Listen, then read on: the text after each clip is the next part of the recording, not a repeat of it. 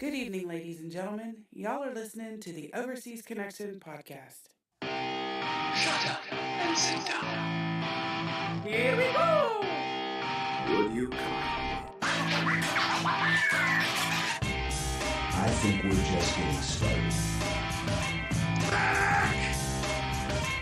I'm a witcher. I think this is more than you can handle. Sits on his ass all day.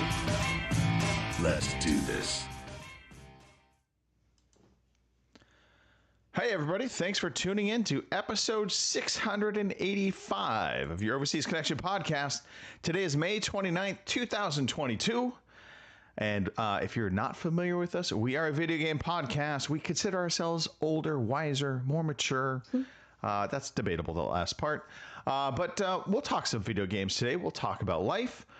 We are on YouTube. We are on Twitch, so you can catch us live and be part of the chat.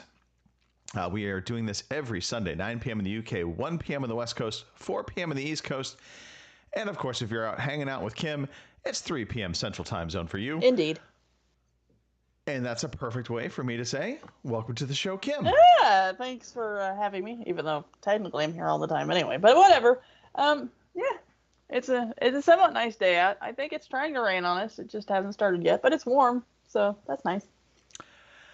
Yeah, speaking of warm, it has been insanely warm out here in sunny California. Where I live, on Wednesday, we had 102. Wow. Which is just, I mean, it's May. Right. It's not supposed to be this hot this early. Right. I agree with you there. That seems a little Yeah. tad early. I mean, you know. Yeah, but you know what is interesting about this show, Kim? What's that? It's an all-American cast. And we were on Yeah. time. So what's that tell you? We were on time. The show started. There's no audio problems as far as I know. Right. It begs one to think and wonder, Right. maybe, just maybe, USA is better. All right, enough inflammatory conversation. Right. Yeah, but before we get deep into the show, obviously, we want to just real quickly talk about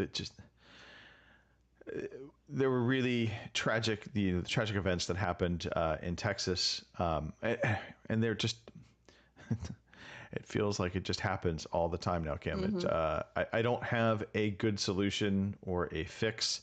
I don't know that there is an easy fix for us, and obviously I know a lot of people outside of the U.S. are like, how is it, it has to be a simple fix, and we've talked about it a few different times, and I think a lot of it is just based on how this country was founded and kind of the inception of the U.S.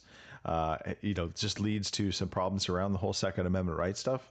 We're not going to dive into all of that. I just wanted to at least acknowledge that, our hearts and prayers certainly are out there with those that have lost or been affected by the gun violence that's been just continually happening. And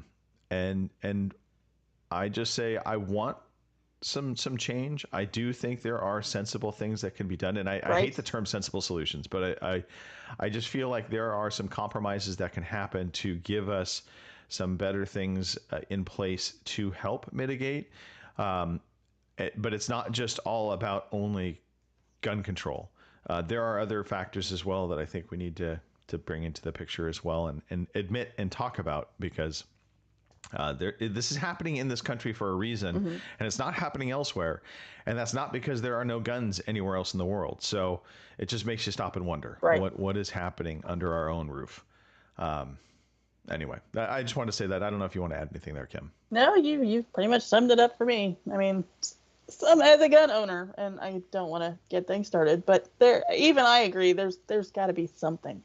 I mean, This is just crazy. So. Agreed. Well, we will transition from that, and obviously hard to transition out of such a heavy topic and obviously such a tragic event. But we are here to distract ourselves. Right. We talk about video games because it is not our daily lives that gets in the way of this. So we'll do that. I don't have any birthday updates, so I can't do any birthday jingle other than if you do have a birthday and we missed it, apologies. You're a year older. Congratulations. Or we're sorry. I don't know. I don't know which is better. All right. Let's talk some story time, Kim. Alrighty. Everyone here loves story time, our favorite time of the day. All right. And as we dive into the chat, I know Boomer's in the house. Yep. So, Boomer, cheers to you for making the show. Right. Hanging out in the chat. Yep. Okay. Kim. Yes. This past week, Mm-hmm. what the hell have you been doing? Oh, God. A better question would be, what haven't I been doing? But, well, let's see. Where should I start? It's been a somewhat interesting week. Hopefully this week will be the last week I have to watch Owen all the time. I think I have to watch him Tuesday this coming week because the girl who's supposed to be doing it has basketball practice. But I think that gets me out of the rest of the week, hopefully. I DIY'd some litter boxes last week, which... Now, litter as in like cat litter box, or litter as in like carrying a litter of kittens around? No, a litter box as a cat litter box. We've got a cat. I shall call him Asshole, because he kind of is one. He's had an issue with he likes to piss over the side of the litter box, and it doesn't seem to matter how tall the litter box is, because as long as the opening is on the side, that asshole will figure out how to piss in the floor. And I was getting real tired of cleaning up cat pee in the floor. So I went out and bought, like, the plastic totes with the lids on them. I bought some 12-gallon ones. They're not super big, but they're about the same size as this current litter box. And I took the lids, and I cut a hole in them. I left enough in the lid so that way they jump up, had a platform so they could get down in the litter box. And that has solved my cat piss problem. So, yeah. And it was a cheap solution. I had to buy 4 of them. Because, 4 litter boxes. And actually, if you went to buy these things, like the actual pre-made, like, tote litter box things, there are some places that wanted like $50 for one of those. I spent $50 on 4 different totes and made my own. So there you go. So if you've got a problem like I've got, and you had a cat, or you just want to cover up your litter box so it's not quite so observed, I guess you'd say, it's not so out there, get yourself a little tote and cut a hole in the lid, put the lid on top of it, and assuming your cat's not like a gigantic chicken shit and scared of the dark or something, which I suppose you could put a little like pop-up light there if you wanted. I don't know. That's more in-depth than I want to get. But there you go. Make yourself a litter box that way. So there you go. I would think a cat would not be afraid of the dark because they are nocturnal hunters. Well, right. You would think, but I don't know. I've got some weird cats, and well, I've seen people that will actually put those little puck lights that you push on, the light turns on, you push on, it turns off. I've seen them put them in these litter boxes before, and I'm just like, so do you go in there every time and push the light on for your cat, or you got them trained to do that? I mean, motion censored? How does that work? Like, I don't know, maybe I'm lazy, because I'm just thinking to myself, there's no way in hell I'm getting up every time one of the cats goes to use the litter box to turn that fucking light on. Forget it. Yeah, I don't even turn the light on when I go to the bathroom in the middle of the night. So, I mean, what's good for the goose is good for the, anyway. There you go. All right, okay. So DIY litter box. Yeah, another non-litter box news. Somehow or another, I have faster internet speed. And when I say faster internet speed, I pay for 50 and 50. I'm getting 200 and 200. So, like, quadruple the speed. I don't know why. The phone companies never told me. So... Kim, when the guy came out and set up your setup, I mean, did you slip him a little something extra? Well, not that I wouldn't have, because he was cute, but no, I didn't. I made myself. The truth is coming out now. Yeah, okay. Well, all right. I never claimed to be a saint, but yeah, for someone, and why the hell it's happening now? Because that was months ago. But anyway, faster internet speed. It's nice. I now know how normal people live. So we'll see. I haven't got the bill yet, so I'm a little afraid to see what the bill's gonna be, because for my 50 and 50 I'm paying $100. So yeah, congratulations, we upgraded your speed and your bill. Guess what? Now you're paying like $200. I don't know. I'm a little frightened, but we'll see. But it's nice having faster internet, because like I said, I downloaded Witcher 3 the other day because apparently it wasn't downloaded, and it's a 40 gigabyte game. It took 15 minutes. Normal for me, that would take, an afternoon. Hours. Yeah. So that was nice. Okay. Let's see, carrying on. I mean, it's been an interesting week, as you can tell by reading my story time thing there. Peanut butter. Yeah, I was just gonna say that the next one, Yeah, I don't know if you've seen it, but Jif has a recall out because their peanut butter come in contact with salmonella, or whatever.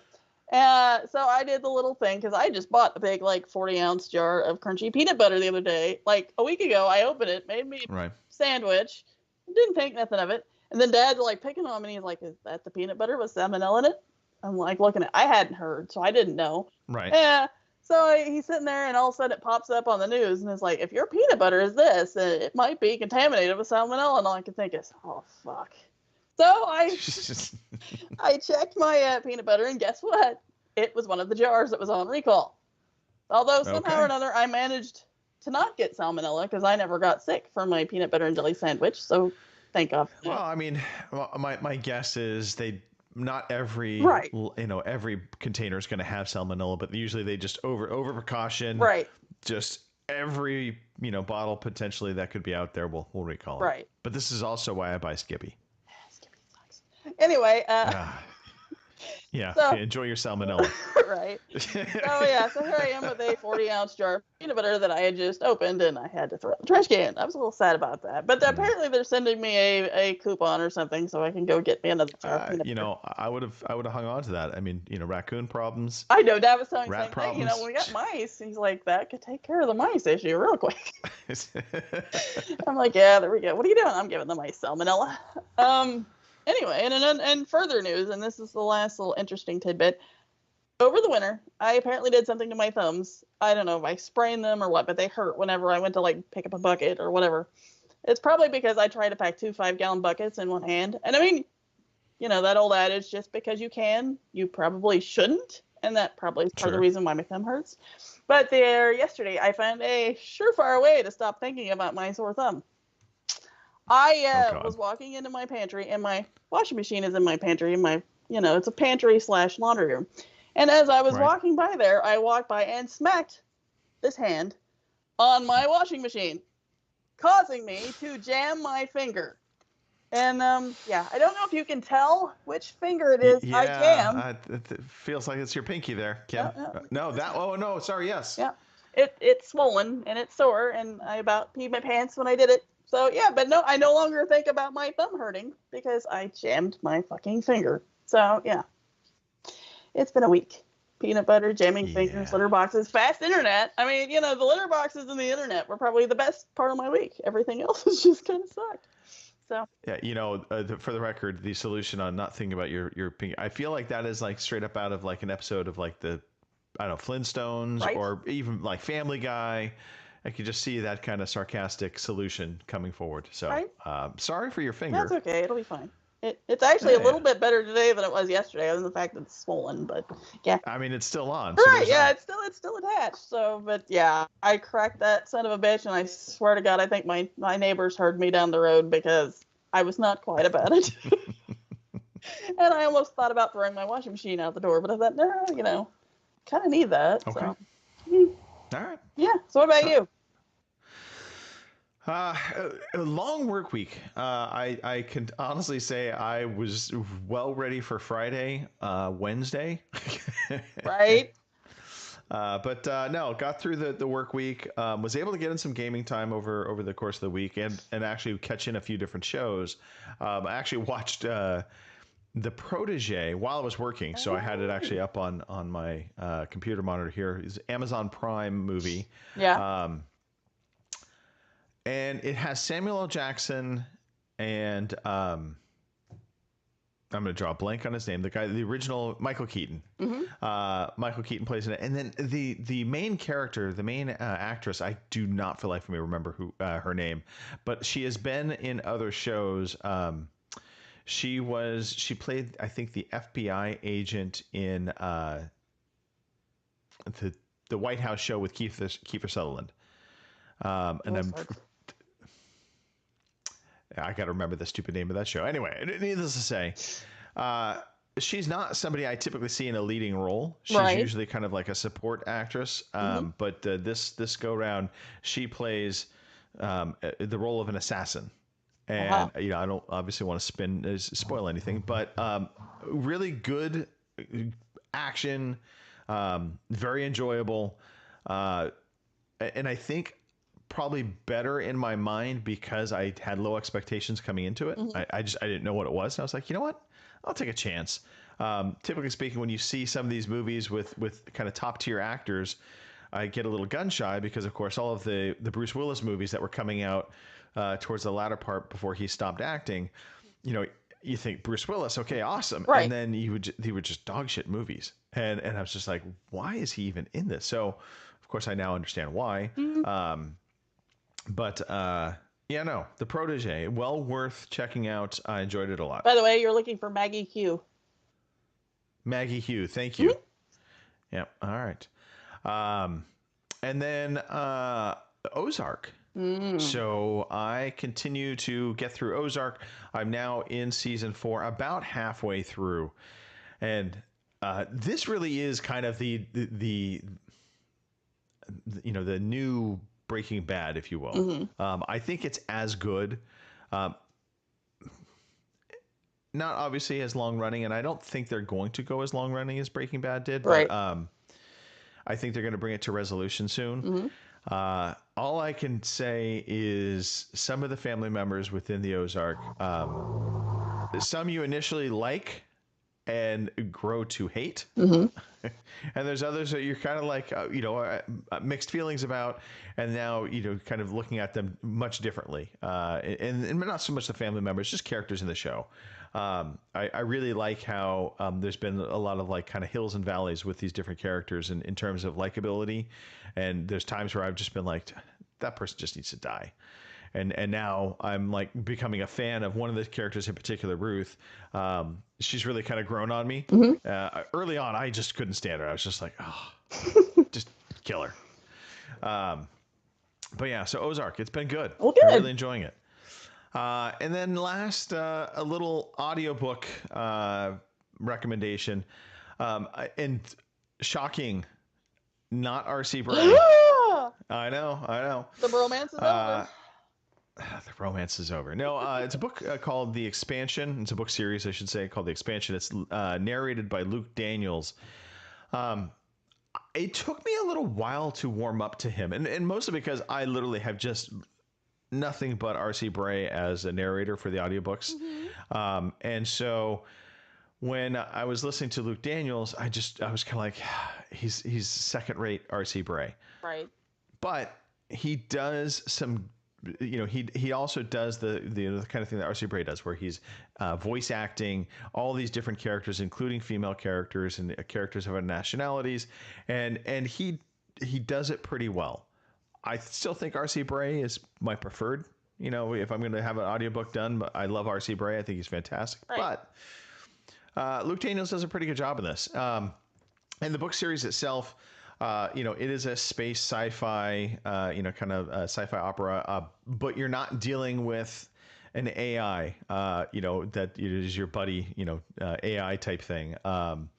This is really just about Earth expanding out into the universe and coming across some alien races, and what unfolds from there. So yeah, good stuff. And that's really kind of it for me on the story front. Yeah, I mean it's Memorial Day weekend. True. So we do have a holiday weekend here. So I do anticipate that probably later today I'm going to try and get in some more, playing some Halo, that kind of thing. But tomorrow we're going to go hit the wineries. Of course, big wino. And actually, little small story I forgot to talk about, which was last night. Our neighbor, who is actually the general contractor that redid our kitchen, he up and quit being a general contractor to go into the fire academy, and wants to become a firefighter. And so he graduated from the fire academy, and so they threw a big, graduation bash for him. So we got a babysitter for Colin last night. We showed up, and the one thing my neighbor had told me, his name, God, I'm drawing a blank on his name right now. This is. I had a lot of tequila last night. Let me just put it that way. There's a lot of tequila, and he told me, "Bring your liver and be ready." So Chad is his name, man, tequila shots were flowing. We'll just put it that way. And I don't typically drink a lot of shots. Like, I'll drink drinks. Like, I love margaritas. I don't mind mixing drinks, that kind of thing. But I typically don't do a lot of shots. Right. And that's just because it could quickly get out of hand, and you're losing track, and suddenly you're just like. Yep. So about through 2/3 into the night, I really started to feel the tequila hitting. Mm-hmm. And this morning I woke up not so happy. Oh, bet. I survived. I mean, so typically speaking, my hangovers, I don't get the big like headaches and like I can't look at the light or anything. Right. But I'm definitely slow. Yeah. So you don't want to move too quick. You just like everything just needs to kind of take its pace. And in this particular situation, I also, I drank coffee early because I was like, okay, perfect. Coffee, give me coffee. And then about the third cup of coffee, my stomach was like, yeah, you can quit the coffee. There's a lot of acid in your stomach right now. Right. Just back off the coffee. Maybe eat some toast. So, yeah. Drinking. It's fun. It is fun. Until it isn't. And, consequences. Yeah. All right. Let's get into talking some video games. Okay. Today I feel like playing computer games. Today I feel like playing computer games. All right. Kim, Yep. Let's talk about video games. What have you been playing? I know there's been some old hat stuff, but I know one particular game you got into, it seems like quite a bit, so I'm curious to hear your thoughts. Alrighty. Like you said, a little bit of the same. I played Puzzle Quest 3 this week. I actually was able to hop on and play a little Forza Horizon 5. I didn't really do much there. We just kind of tootled around, like you do in Forza. But yesterday I had a wild hair, and I've been wanting to get back to it since I found out about the no fail mode because, well, it seemed like that'd be awesome. And I jumped back into Tunic, the little fox like Zelda thing. And I played it for most of the day. And apparently I got a little slack because I did play it on no fail mode because that's basically easy mode, and because all that does is pretty much you take damage, but it does not affect your health. Well, there's parts of it that still affected my health. I don't remember now what exactly I got into, but it almost killed me, but I didn't actually die. The screen just flashed, when you're towards the end of your health bar, and sometimes they'll flash telling you, hey, you're about to die. Yeah, that's what it did until I finally hit a save point and it refilled my health and we were good. But it did I don't want to say it made the game more enjoyable because that's not it, but it made it seem less punishing. I mean, I was able to do more. I found more manual pages. I found more of the little fairy things you're supposed to find. I found there's a lantern you're supposed to find and a magic wand, and I found that stuff. And like I said, it made it. Like I said, I don't want to say it made it more fun because it was fun before, but it made it less stressful, less aggravating because unfortunately I did die a lot in regular mode because for me the controls are a little spongy. When you go to parry to block, sometimes it worked, sometimes it didn't. Sometimes it seemed like my sword swings were slow and I got my ass handed to me. So this made it a little more enjoyable. And I got to upgrade my health bar some more and my stamina bar and the little bar because of that operates your little what's the thing? It's not like a zip line necessarily, but there's hooks and stuff that you can use this thing to throw it out to, and you can get pulled onto the hooks and to make it through the game. Grapple hook? Yes, a grapple. Thank you. Okay. Yeah. So Tunic, like I said, I spent most of the day yesterday playing it, and I played a little bit more this morning. And it's still good. Like I said, if you're like me and you suck at and you just want to enjoy the puzzles but you suck at the combat, or maybe the combat just not working well for you, try no fail mode. It really makes it a lot more enjoyable if all you're into is just trying to do the puzzle and figure things out. Plus, go on Google and find a walkthrough or something, because honestly, if I had to try to do all this stuff by myself without some sort of help leading me along, I wouldn't find half the shit because there's no hand holding. You just go and you discover and, oh, look, there's a waterfall. I wonder if there's a secret room behind it. So you go and you check, and sometimes there is no secret room and sometimes there is, but otherwise you wouldn't have known that. So yeah, so Tunic, it's really good. It's on Game Pass, so I mean you don't have to buy it if you've got Game Pass. It's free. Right. And if you like these little Zelda, I don't want to call it Dark Souls necessarily, but that's kind of what it's like if you don't have the no fail mode on. It's Dark Souls. So it definitely, I think, is a combination Zelda, Dark Souls. Kind of how you described it. Right. I know in the chat they're talking, physical version with a manual in it. I don't think you're ever going to get a physical version of this game with a manual. Right. Only because the manual being such a core mechanic to the game. Right. I don't think they could actually print it out and give it to you, because it would kind of ruin part of the kind of the mystery to the game, so to speak.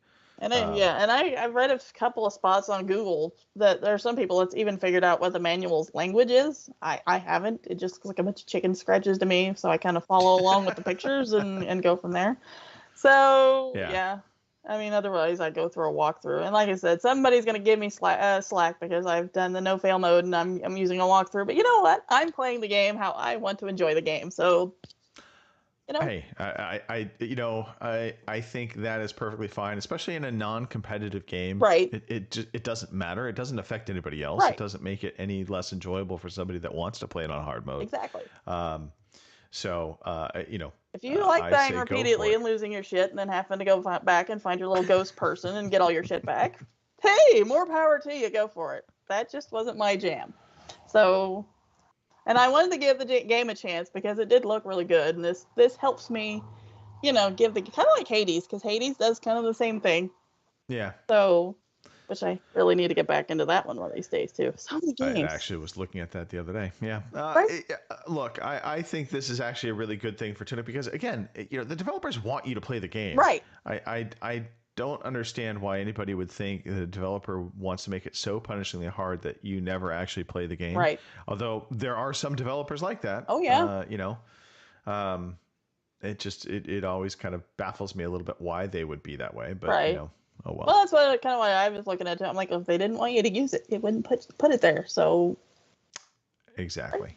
So anyway, that's pretty much it for me. I'm not sure what I've got up for tomorrow, but hopefully I can kind of jump into it some more, or maybe play something else because I have the day off. So.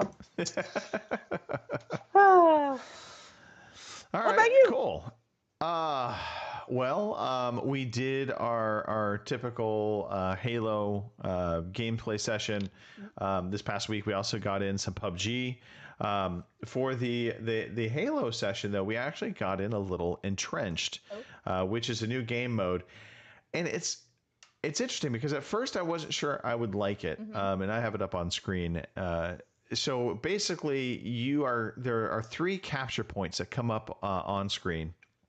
And your team, your goal is to capture each point. And once a point is capped, it kind of goes through its time limit and you've captured it, then it kind of locks it out until all 3 of the capture points are capped. And once all 3 are capped, then a new set of zones come up to capture. So a new set of 3 come up. So you don't necessarily have to worry about quote unquote defending or holding them. Right. So, and the key is that it's first team to 11 points. So each zone being capped is 1 point. So the games actually go a little quicker than I thought they would as well. And there's a little less of the stress of needing to, the whole defend and hold when you're trying to capture multiple places at the same time. It takes the formula, of capture, capture I don't want to say capture the flag, but capture a zone to kind of a new level. And so I've been enjoying it, more so than I thought I would. And that's probably, I guess, the key to it here is that, it's just been a lot more fun. And I will say, though, in terms of the Entrenched event that's going on, because typically speaking, when they launch these things, they have these free events where they kind of try and get you into a gameplay mode. The only problem with the Entrenched event is that, it's just this one gameplay mode, and you're trying to kind of level up to meet all these challenges for it. I would like them to have multiple types of game modes within kind of an Entrenched, or a seasonal event. Right. Let me just say that. So I like Entrenched. I do get a little bored of it. And so what I end up doing is I'll play, good 4 or 5, modes of that, and then I'll switch out to something else. So it's not part of the seasonal event, which sucks. So I don't necessarily earn experience towards the seasonal event, but it keeps me from getting super bored with that game. But yeah. So Halo multiplayer, continue to really enjoy it. PUBG also, played a bunch of that with Mark on Friday night, and then Robin showed up a little bit late, and we tried a couple of real live matches. So that's the interesting thing about PUBG as well. So they have now set it up to where you can do 3 what they call casual matches. And so the casual matches are basically like 80 bots and 20 live players. I think that it maybe actually be 88 and 12. So it's you're playing against mostly AI, and inevitably it gets down to the last like 6 or so, and that's going to be live players. And so suddenly things get a little more tense when you're firefighting up against the live players, but it's easier to get to that final, smaller group, comparatively speaking, to a live match, because when Robin and I were in the live match together, it was never, we got our asses handed to us pretty early on in every one of those matches. So it's just, PUBG still has the magic. I like the casual mode as a warm-up mode, and I think that's kind of what they intended it to be is, hey, play a couple casual matches, get your feet underneath you, and then dive into it. Kind of like what we do in Halo. We typically are playing a couple game modes of Fiesta, and that will kind of warm us up, and then we dive into it. We're like, all right, let's play an actual match against competitive match in Slay or something. So I'm just looking on the chat. You're paying attention to the chat, so you just let me know. I won't pay too much attention. Anyway, the last game I want to talk about is Trek to Yomi, or Yomi. So I finished it last night. Nice. And I really ended up enjoying this game far more than I probably should have. Right. Only because, I was complaining early on about the sponginess of the controls. And there definitely is this weird sponginess to the parry system where you feel like it needs you to be super precise, but you're fighting against the controls to be super precise. And so, that was a bit frustrating. But what I ended up doing is I mapped the parry system onto one of my bottom paddles on my Elite 2.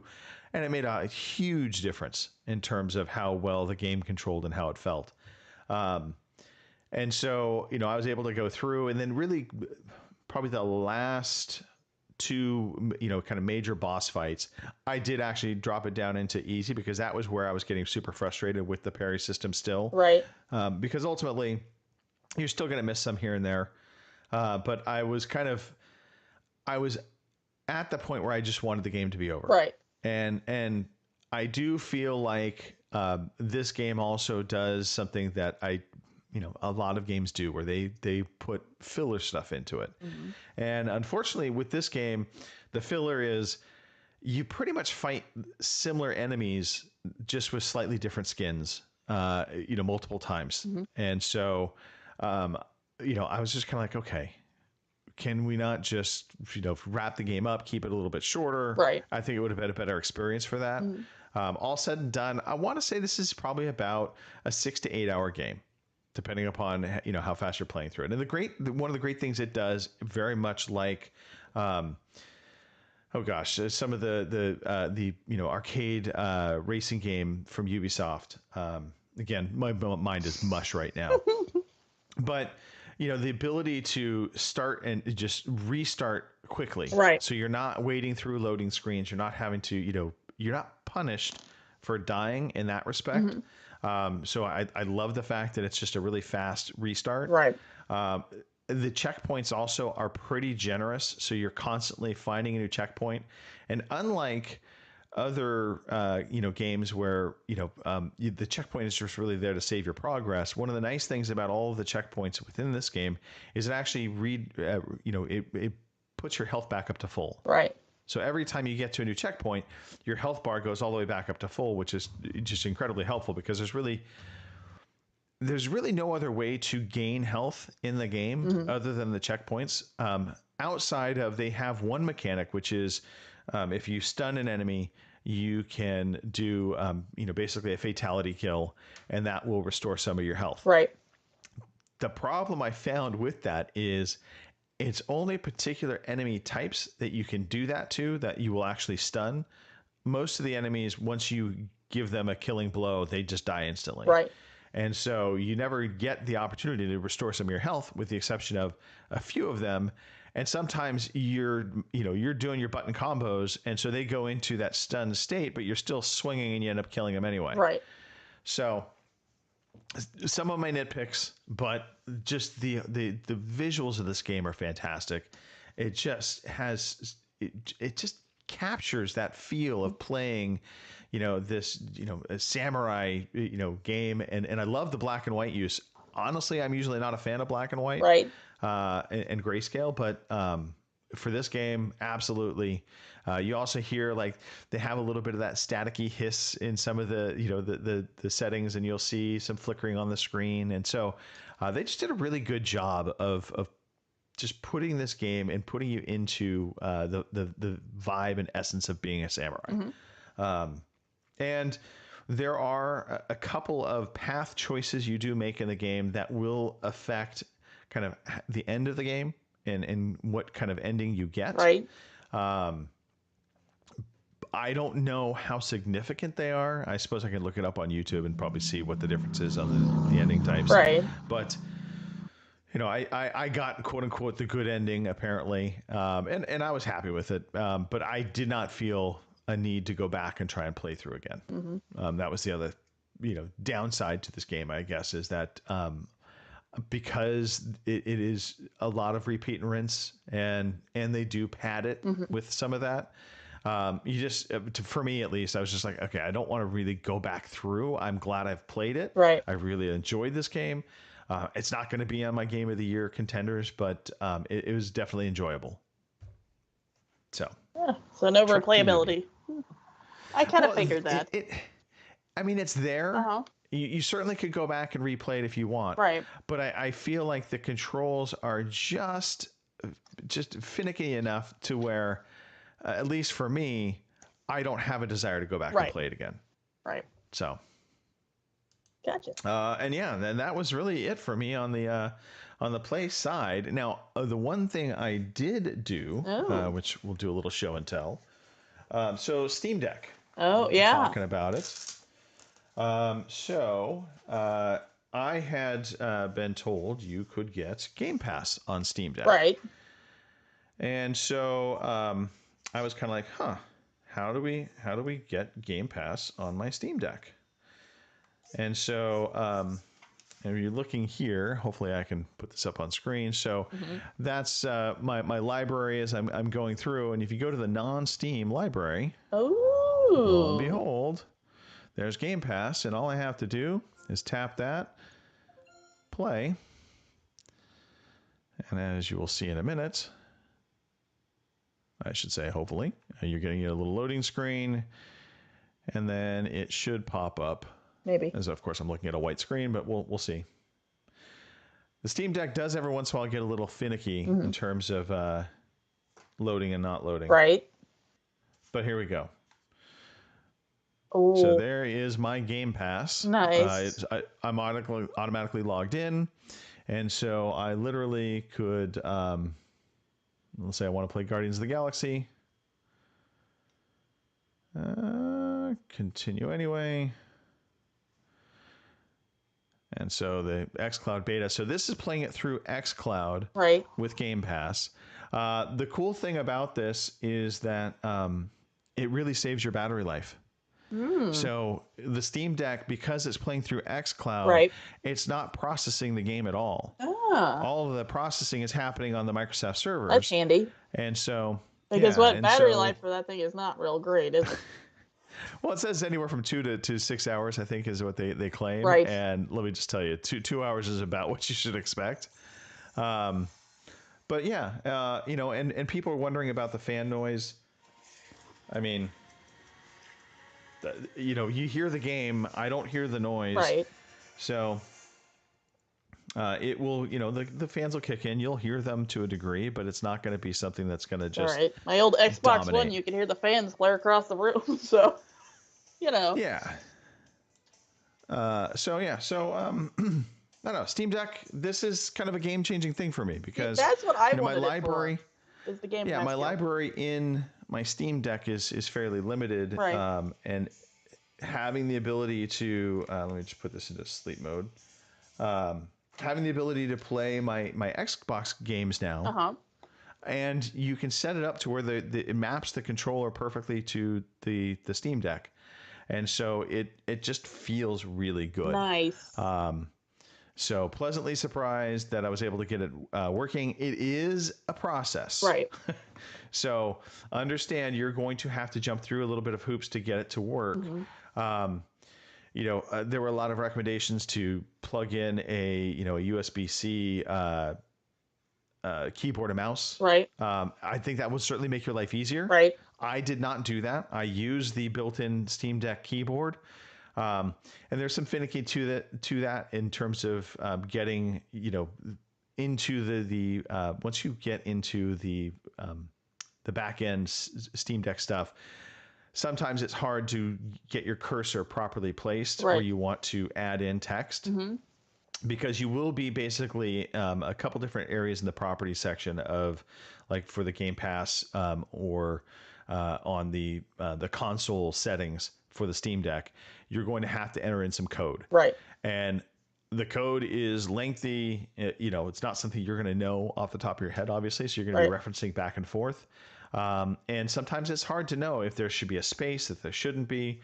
So I found there was a pretty good support YouTube video. I shouldn't say support, but just somebody put out a YouTube video that was actually, a good way of going about figuring out how to do it. But then I had my backup, which was actually on Xbox support. So they actually have a detail of how to get all of the Steam Deck set up to do Xcloud gaming. Nice. Which was kind of shocking to see that Microsoft is actually putting that on the support page. Right. And they also provide the graphics. So the Xbox logo, the Game Pass logo, and all that stuff. I actually had to download that, but I downloaded it from the Microsoft site, and they tell you how to then apply those graphics into the Steam Deck to make it, to give your tiles that Xbox look. Nice. So yeah, it was really cool. Very, very happy about that. Very cool. Yeah, so Steam Deck. Yeah. It's a thing. Indeed. Okay. So we've talked games. I think at this point, so here's the deal. We were going to talk E3 predictions. Right. And I say E3 predictions. Obviously, we know E3 is canceled, but we kind of are getting E3 anyway. Right. And so it's like, okay, well, if we're getting E3 anyway, maybe we should do what we've normally done, which is E3 predictions. Right. But then some news started coming out. and so I was like, well, maybe, just maybe, we should go through the news first. Then we'll talk about our E3 predictions, because I think some of the news that's coming out will actually be a little bit helpful to hear, because it could potentially sway some of your predictions, Kim. I don't know. Maybe not. Maybe. And I'm just resizing my windows all over the place, so bear with me. Okay. But yeah, so let's talk some news. Oh, ready. Here is the fucking news.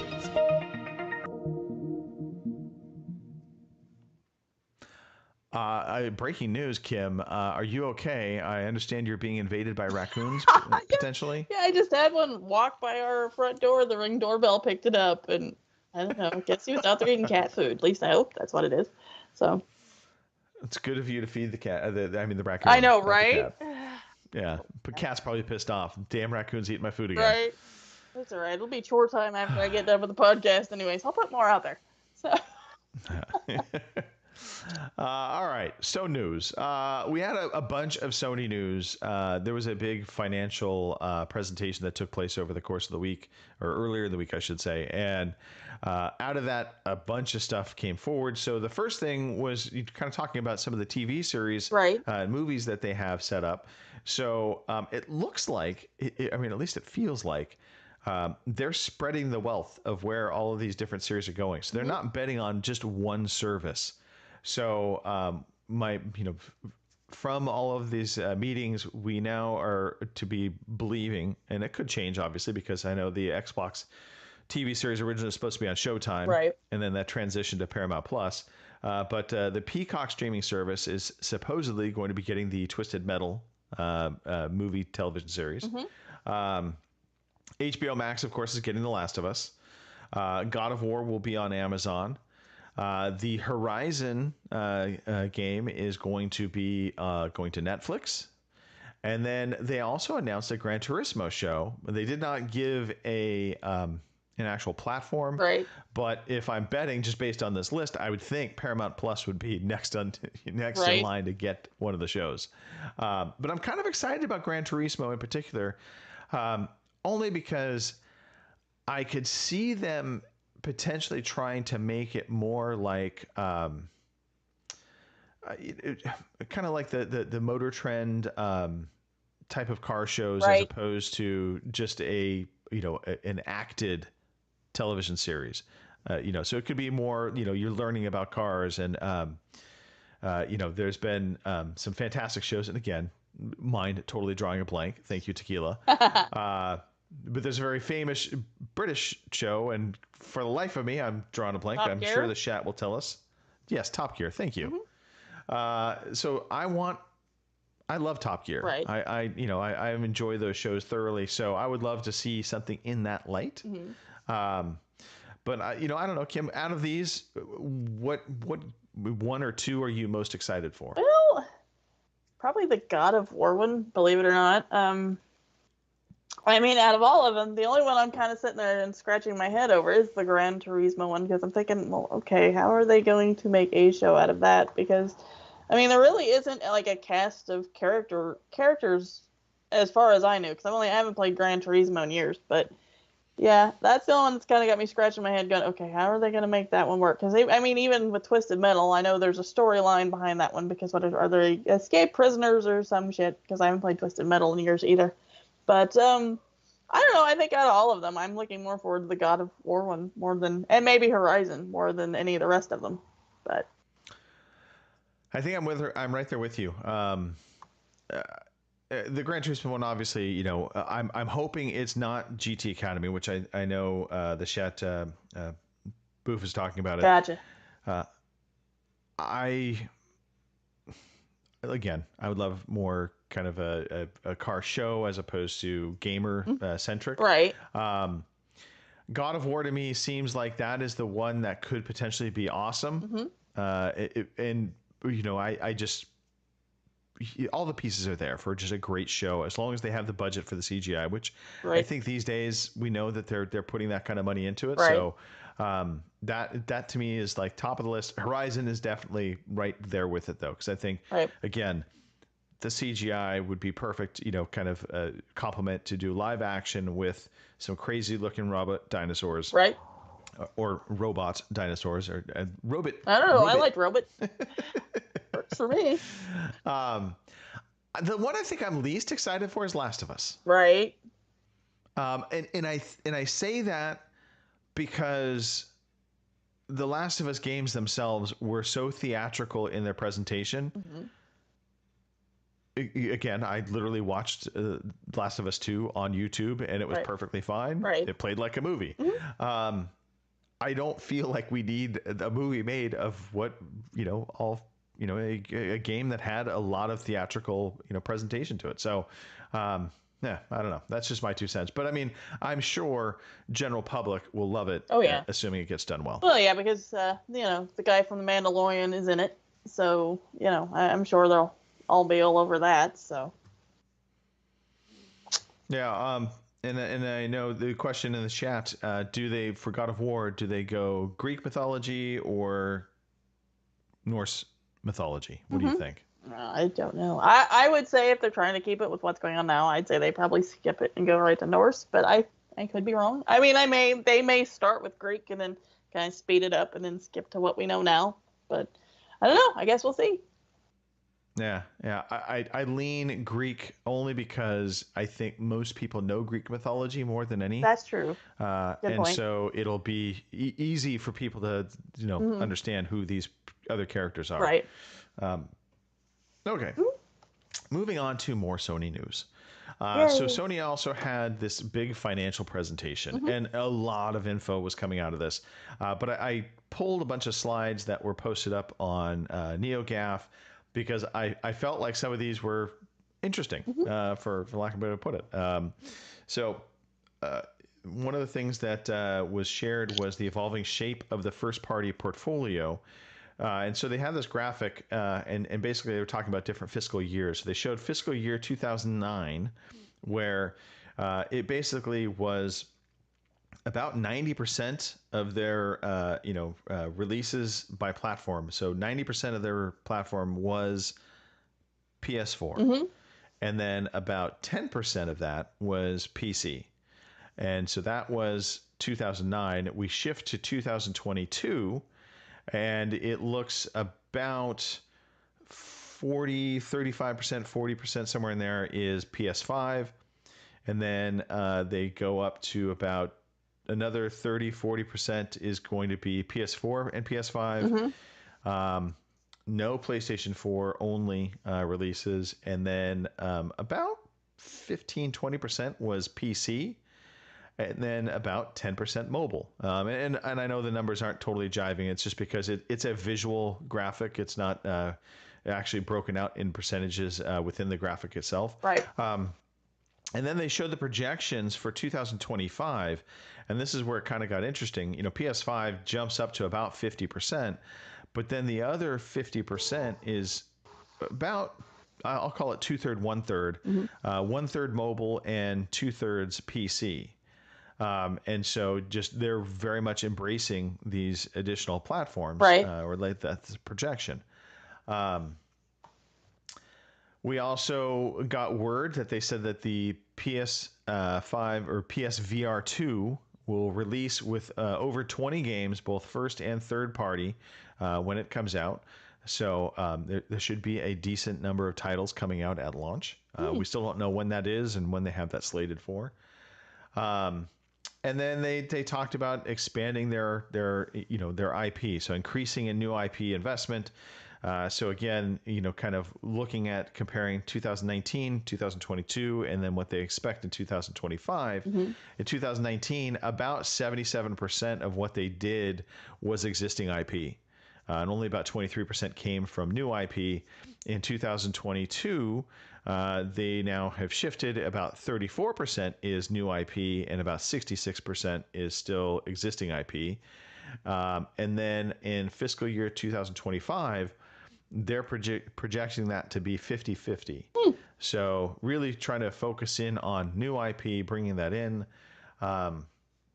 And that goes into the next slide, which was talking about live services and growing first-party monetization and portfolio diversity.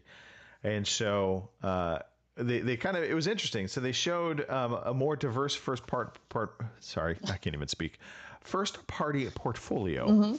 And they had it broken out by live service games catalog and single-player game catalog. And so what was interesting is all of the first-party stuff that Sony has done this year, pretty much is single-player, not this year, but in the life expectancy, if you will, of the PS5 right now, has been single-player only. So God of War, Horizon, Ratchet & Clank, Spider-Man, Miles Morales, The Last of Us Part 2, Uncharted, Ghost of Tsushima, Returnal, Death Stranding. All single-player games.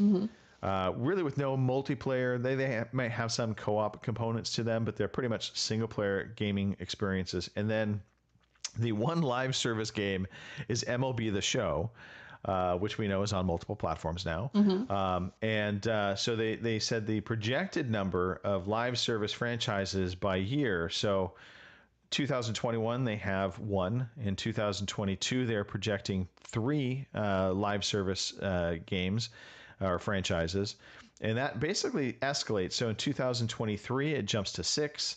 In fiscal year 24, it jumps to 10. And by fiscal year 2025, they anticipate 12 different franchises to be live service franchises. That's a pretty aggressive dip into live service games. And, what that is, because I guess you can make the comment, MLB The Show, I still look at it as a single player experience. I know there's an entire multiplayer side of it, Right. and it's probably bigger, and that's really the main focus of the game. But for me, it still has a single player component. So I hope that will still be part of whatever they do with these other new IP. Let's see. They talked about exponential growth sustained by PC titles, and that was an interesting area where they're really projecting out that they're going to bring more games into the PC space. And they talk about kind of the revenue from that. I'm gonna kind of skip through some of this because I know this is a little bit heady and probably boring. They do. No. I'm at the edge of my seat. I know. They do expect PS5 supply issue issues to continue. Of course. And I think the projection is it's about 2024 now where they think that will ease. They do also talk about unprecedented demand for the PS5 and how everything is rosy and great. Don't worry. And then after that, we learned that Sony is going to be bringing a new State of Play. That will happen on June 2nd. So basically Thursday, June 2nd, they will have a State of Play. Interestingly, it's only 30 minutes. Wow. So there was a crazy amount of speculation going on. What are they going to show? What are they going to show off? And how, not a lot in 30 minutes. That's the thing I'm coming away with this. Like I'm maybe temper some expectations here because 30 minutes is not a lot of time. I fully expect, they said they'll have some reveals from third-party partners. They'll have a sneak peek at several games in development for VR2. So, raccoons attacking?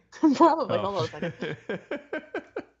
But I'll continue on. So, they are going to be showing off VR2 games. They're going to be revealing some third-party partner games. I have to think we're going to get a God of War gameplay reveal, that they'll show off some God of War.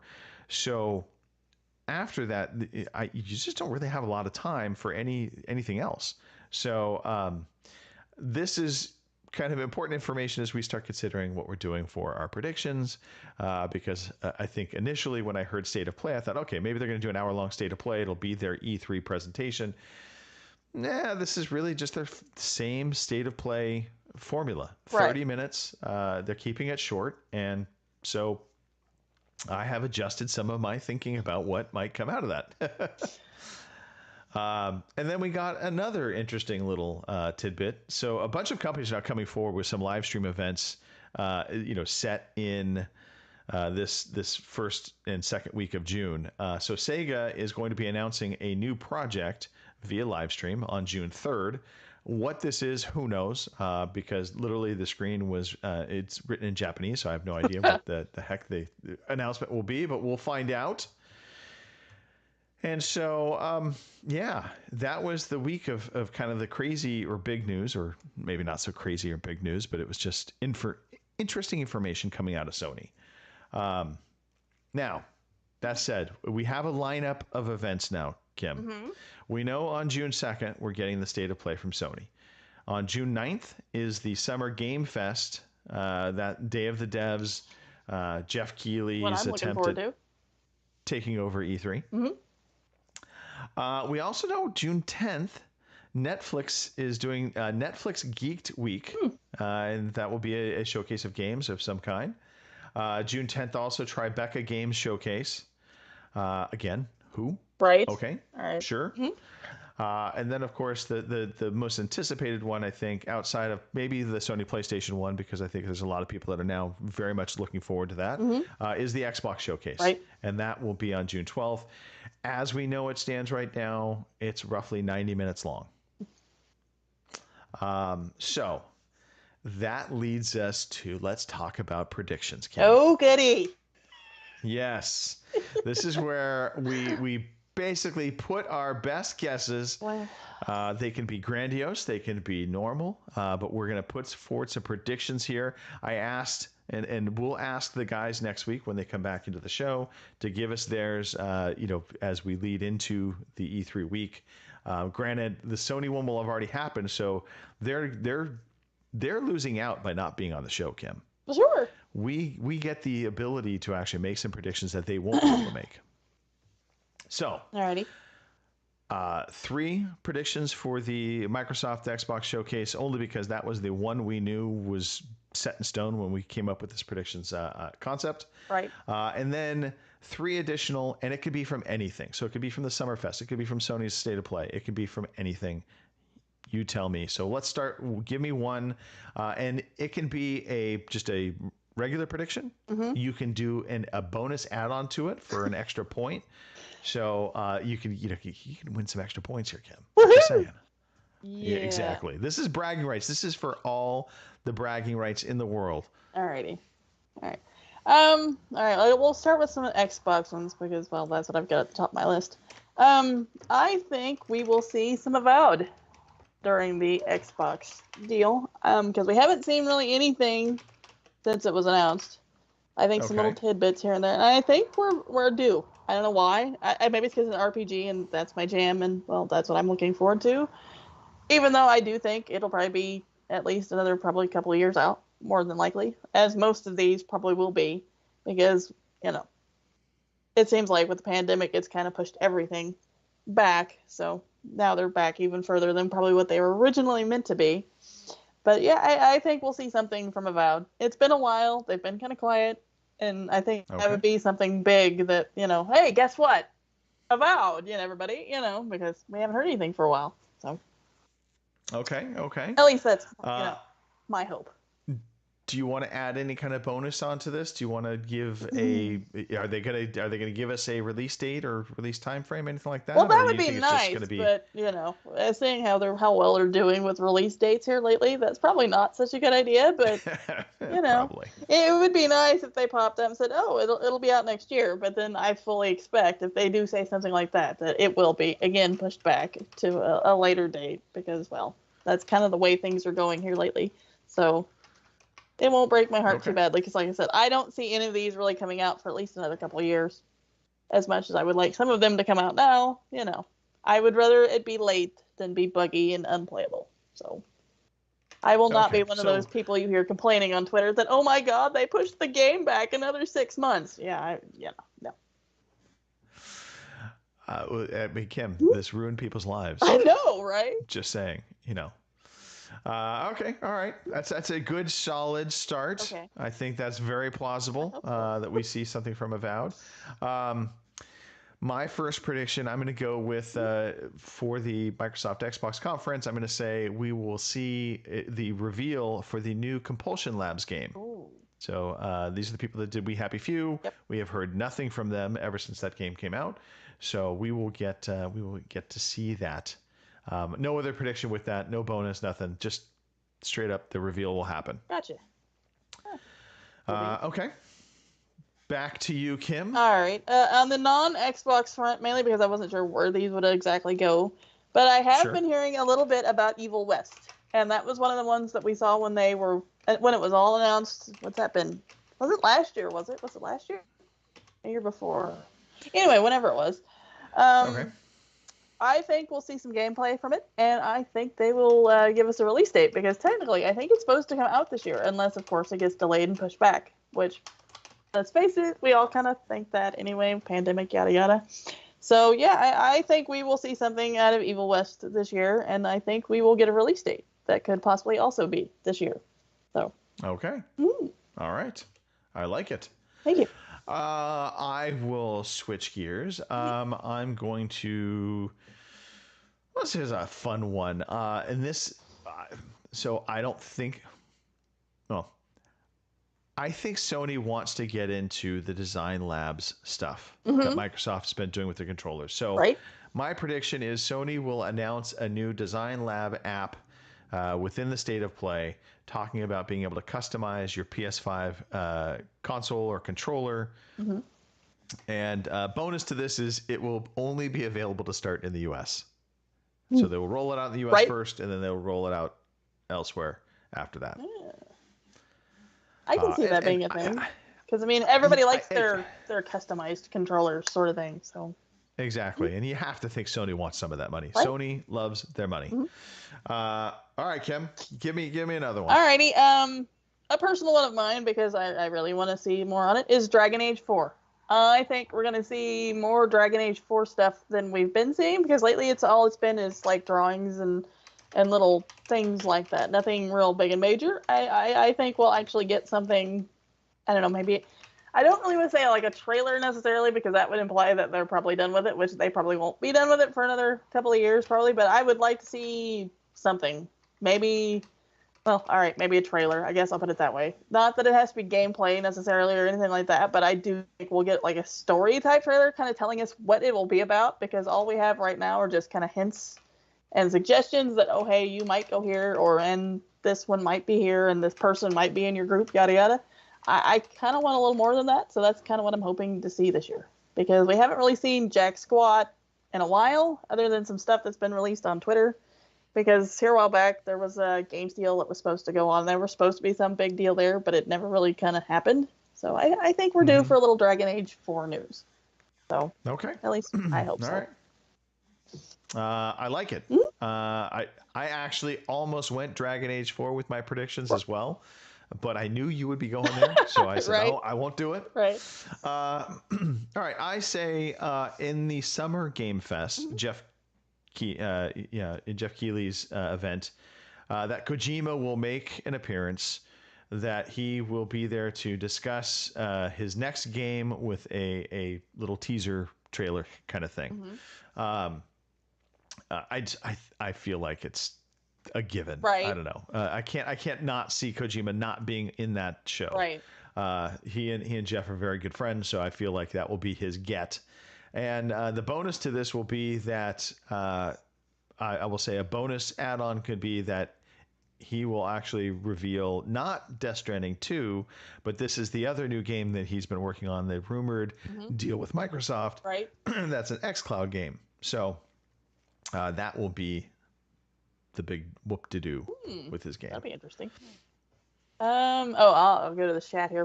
Booth predicts that for Microsoft, they will show HoloLens stuff again. So if they do, there will be riots. I got another one for Xbox, and I don't know, I kind of pulled this one out of thin air because I thought, well, it's been a while, so why not? I think we're going to see something for Gears 6. Because it's been, about 3 years or so since the last one was out, and that's kind of generally how long they take to do these things. So I think we're going to see, maybe not a trailer or something, but I do think maybe it's going to be hinted at. Maybe they'll throw up a short little tease and go, okay, you'll hear, somebody in the background, Kate or somebody in the background, and there'll be some chainsaw action or whatever, and we will get a little bit of a teaser for Gear 6. Because, they left it at sort of a cliffhanger, so you obviously know there's going to be a 6. So, I think we're due for that, maybe. We'll see. All right. I like it. Very, very, very, very plausible. Do you want to go out on a limb and give, are they going to give a release date, do you think, for bonus? You want to throw out? I don't think they'd be that 2024? Probably, I would say. Yeah, something like that. I would definitely say the next couple of years or so, I think. Because, what was it? I was reading somewhere, there was about 3 year span in there for Gears 5. So, we're hitting that about now. So, it's possible. Okay. All right, I like it. Okay, I'm going to say for the Microsoft conference that we will see certain Affinity's Battle Royale mode for Halo be shown off, and it will be framed as a separate game to Halo Infinite, even though it's part of Infinite. So kind of like what Call of Duty does with Warzone, right? So it's part of Call of Duty in the new Call of Duty games, but it's really its own thing. Right. And my bonus for this is it will be released in September this year. So coming soon. There you go. Okay. Buy that for $1. Kim, you've got two more. All right. Which way do you want to go? Well, actually, because I had 4 for Xbox, so here we go.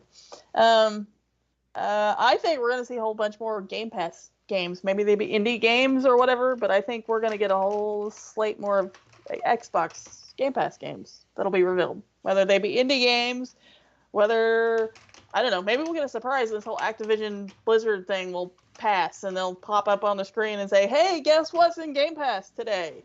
and we're going to get a whole bunch of games that way. Who knows? But I do think there's going to be some Game Pass game reveals there. No, I'm just gonna say this right now. That's a pretty softball. I mean that's easy. I know. They're gonna have a Game Pass sizzle reel. Oh, I'm sure. Yeah, they'll have something, but So I want to pin you down a little bit on this. All right. Will they have a AAA game in Game Pass day and date launch? What? I think they will. I mean, with Redfall and Starfield all being pushed back, I kind of like we talked before. I think they're gonna have to have something big at this deal to kind of, because the amount of people that were belly aching, and don't get offended, but the amount of people that were belly aching that it all got pushed back, and oh my god, it was the end of the frickin' world, and yada yada yada. Then I think they'll have to come out with something, and they do usually have a pretty good deal of coming out with something big that we didn't expect, and then boom, guess what, on the screen, and there's like, oh, no way. So I think that something like that will happen. So okay, all right, and then I'll have you start looking at the chat. I know I see a whole bunch of stuff going on there, so I figured we got some other predictions happening, and then I'll just do real quickly one of mine.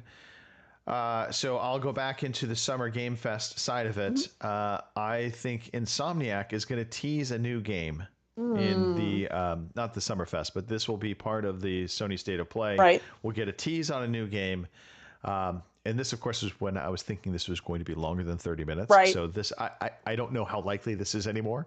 But Insomniac's been like one of their best producers for games. Like they've been pumping them out.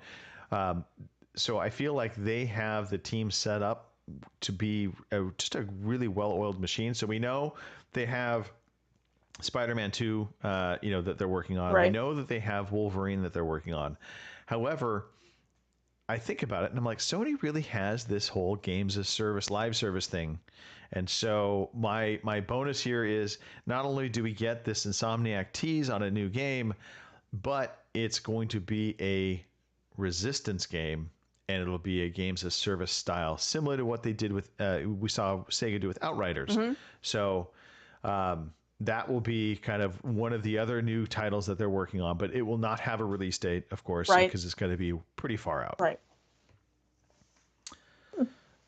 Okay, why don't we get some of the other predictions that are coming out of the chat? All right, we've got Booth. He says, I would like to see campaign DLC for Halo, maybe in another part of the Halo, like a marsh or a desert, with another Spartan like Kelly.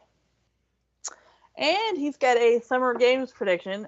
They will show everywhere the game teased by the original creators of GTA after they all quit Rockstar Games. I like it. Yep. All right, Okay. Last but not least, I think there's going to be some Fable. I mean, we got that one little tease with the fairy that one time, and the frog ate the fairy, and we were all like super fucking excited. And then I got excited last year because I thought they were going to do some more, and it turned out to be Forza, and I was well, I'm not going to lie, I was terribly fucking disappointed. So I think this year we will actually get something. Except I don't know what it is, because they all say, well, Fable's not coming for years and years yet, but they have to be doing something other than Forza Horizon 5. So, I mean, come on. So Fable's shown off. For a bonus. Okay. Is it going to be just a story trailer, or do you think it'll actually have gameplay? I mean, if it actually has gameplay, I swear to God, I will have kittens. But I have a feeling it'll be more like story.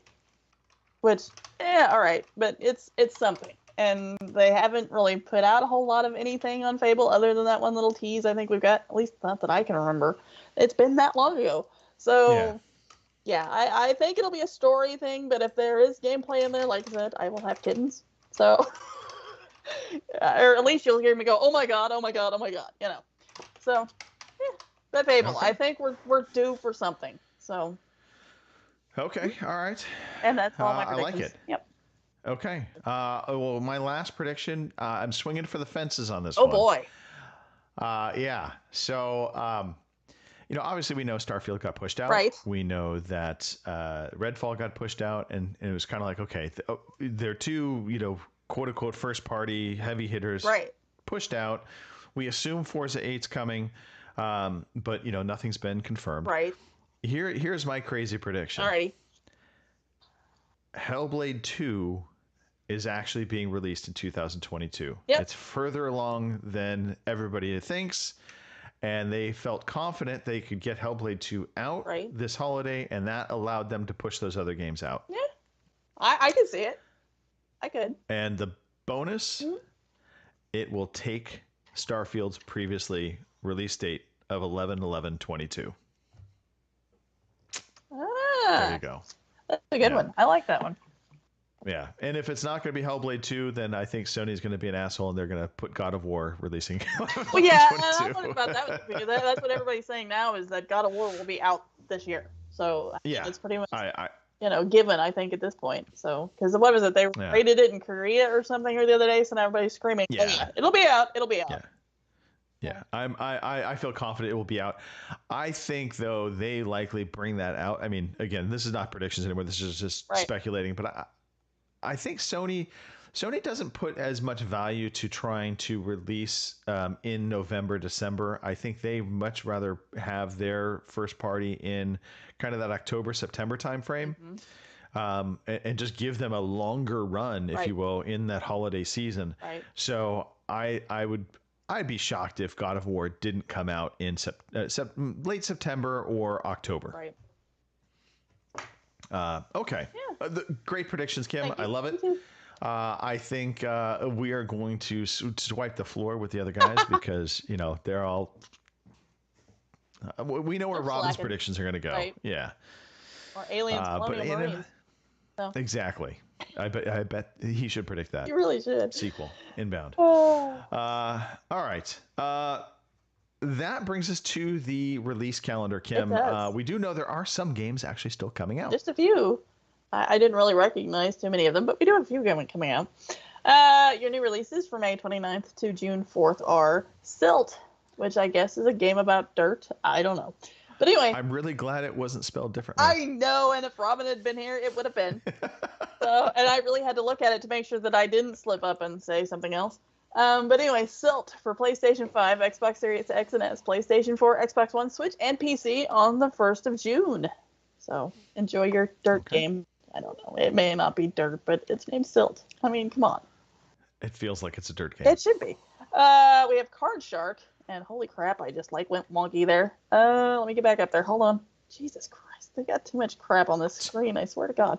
All right, Card Shark for the Switch and PC, which I wonder, is that like the old, the old game show? The Card Shark game, yeah. Yeah, I wonder if that's what this one is. I don't know.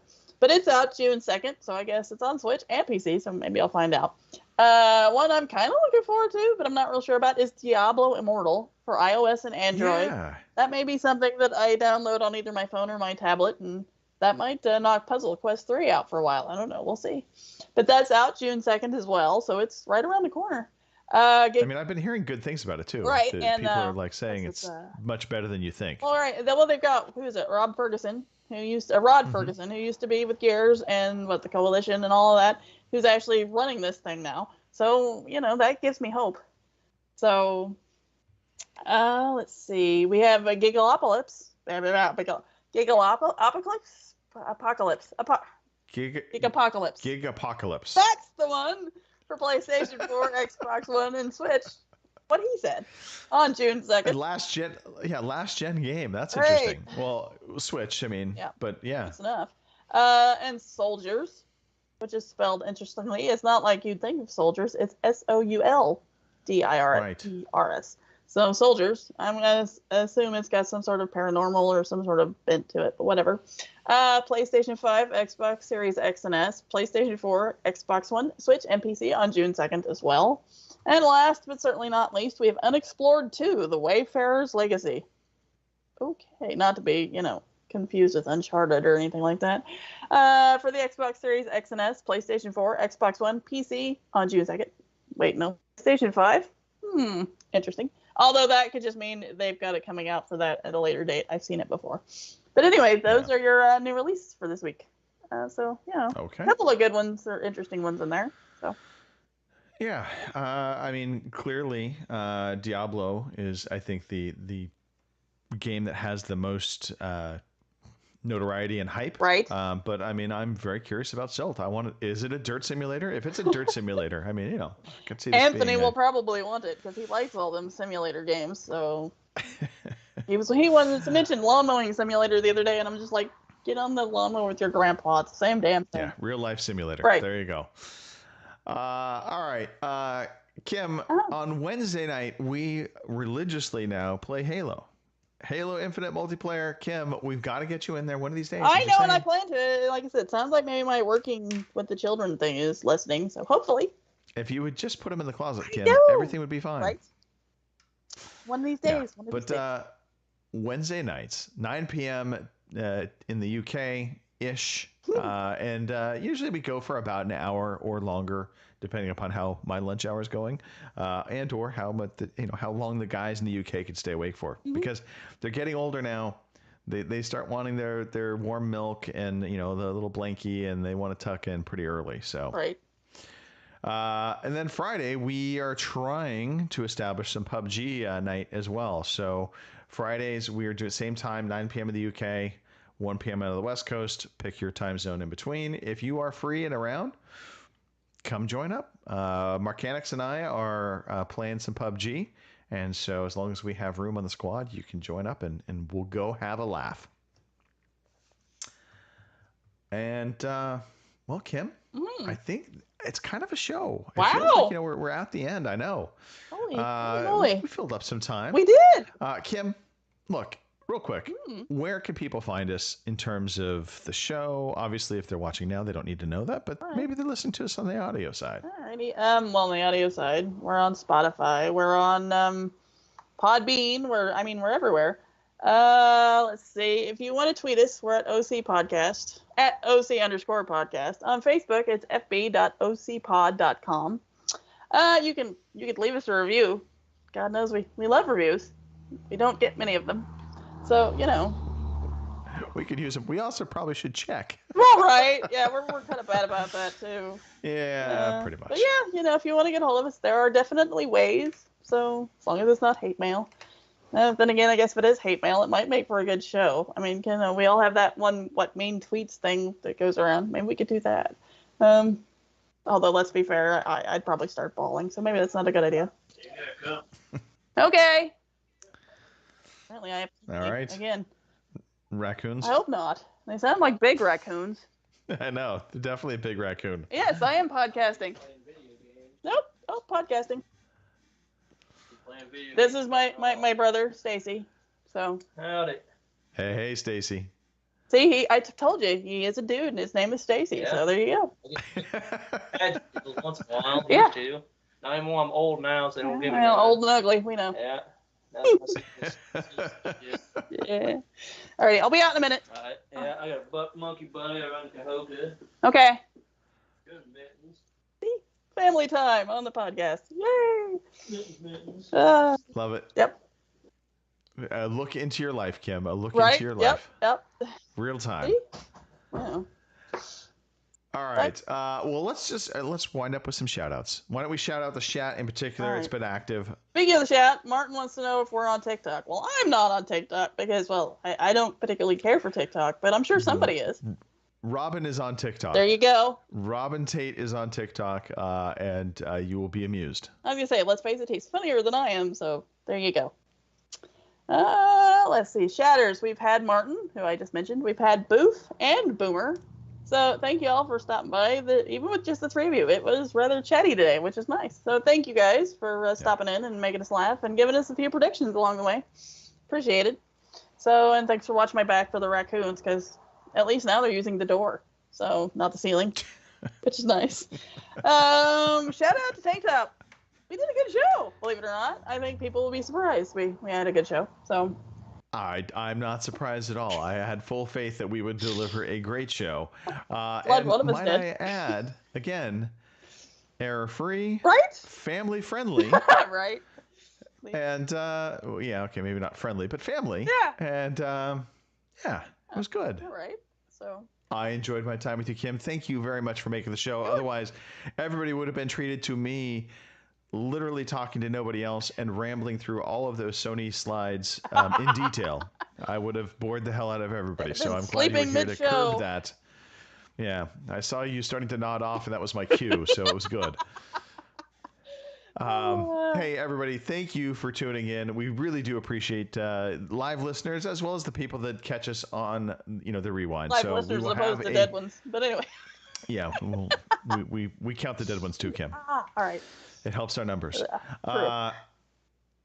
Come back next weekend. We'll be on Sunday, somewhere around 9 p.m. in the UK, 1 p.m. on the West Coast, 4 p.m. in the East Coast. We'll be live doing our thing, and really we'll be into the swing of it. We will have had the Sony press event, their state of play, so we will have a little bit of E3 goodness happening already. And let's just, keep the narrative going. Bring back E3. I'm just saying. All right. OC Ramblecast. Thanks, Martin. All right. On that note, everybody have a fantastic weekend, what's left of it. Right. And if you were in the U.S., enjoy Memorial Day. Go out and do something fun. See the sun. It's a thing. It's out there. Finally. All the rain we've had. Oh. All right. And on that note, thanks, everybody. Bye. We'll see you later. Thank you for listening to the Overseas Connection podcast.